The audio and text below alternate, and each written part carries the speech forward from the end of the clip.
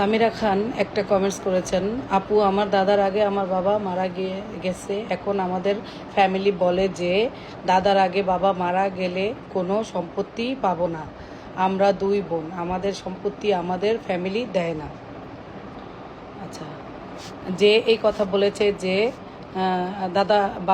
দাদার আগে বাবা মারা গিয়েছে, কোনো সম্পত্তি পাবে না, সে আপনাদের সম্পত্তি আত্মসাতের জন্য এই কথা বলছে। মুসলিম পারিবারিক আইন অধ্যাদেশ 1961-র 4 ধারায় সুস্পষ্টভাবে বলা আছে, পিতার আগে যদি তার পুত্র মারা যায় এবং সেই পুত্রর ঘরে যদি তার ওয়ারিশ থাকে, তা আমি আবারও বলতেছি, পিতার আগে যদি পুত্র মারা যায় এবং সেই পুত্রের ঘরে যদি ওয়ারিশ থাকে, সন্তান থাকে, সেই ক্ষেত্রে দাদার মৃত্যুর পর পুত্র যেইটুকু সম্পত্তির মালিক হইতো, সেম ওইটুকু সম্পত্তির মালিক ওই মৃত পিতার পুত্রের সন্তানেরা পাবে।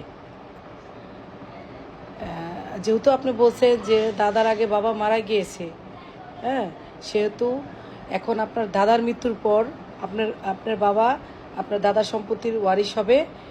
যেহেতু আপনার বাবা নেই, সেই ক্ষেত্রে আপনার বাবা যতটুকু সম্পত্তি পাইতো ততটুকু সম্পত্তি আপনারা পাবেন। আশা করি আপনি আপনার প্রশ্নের উত্তর পেয়েছেন। ধন্যবাদ।